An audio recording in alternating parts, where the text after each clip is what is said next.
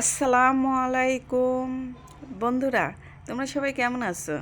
আলহামদুলিল্লাহ, আমি অনেক অনেক ভালো আছি।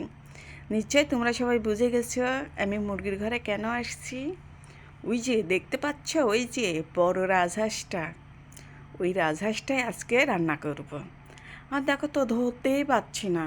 এদিক দিয়ে গেলে ওদিকে চলে যাচ্ছে, ওদিকে গেলে এদিকে চলে আসছে। ধরার সময় খুব জ্বালাচ্ছিল। যাই হোক, শেষমেশ এখন তো ধরেই ফেললাম।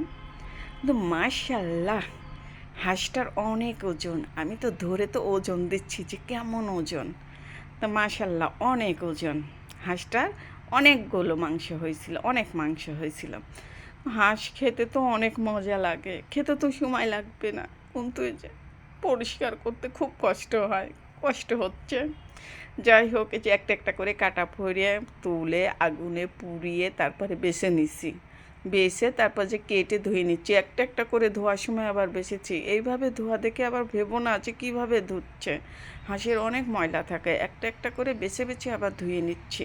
3 মিনিটের ভিডিও তো আর সম্পূর্ণ দেখানো যায় না। আজ রান্না করব সরিষার তেল দিয়ে।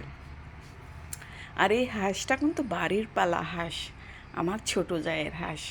আমার ছোট জায়ের হাঁস, মুরগি, কবুতর, গরু, ছাগল সব আছে। ও সব পালে। আমি কিন্তু আমার মতন করে রান্না করতেছি। আমি যেভাবে রান্না করি আমি সেইভাবেই রান্না করতেছি। আর এই মাংস রান্না করার জন্য সম্পূর্ণ মানে মাংসের যা যা মশলা লাগে সম্পূর্ণ দিয়েছি। প্রথমে দিয়েছি হলো গোটা রসুন আর গোটা শুকনা মরিচ। তারপরে দিয়েছি কাঁচামরিচ আর পেঁয়াজ। এইগুলো লাল লাল করে ভেজে তারপরে যে মশলা সম্পূর্ণ দিয়েছি। আদা বাটা, রসুন বাটা, লবণ, হলুদ, সজের গুঁড়া, মরিচের গুঁড়া, তেজপাতা, গরম মশলা গোটাও দিয়েছি, আবার গরম মশলার গুঁড়াও দিয়েছি।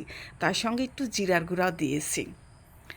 আর আমি যেভাবে রান্না করি সেইভাবেই রান্না করতেছি। এই যে মাংসগুলো মানে মশলাগুলো কষিয়ে তারপরে যে মাংসগুলো দিয়ে দিলাম।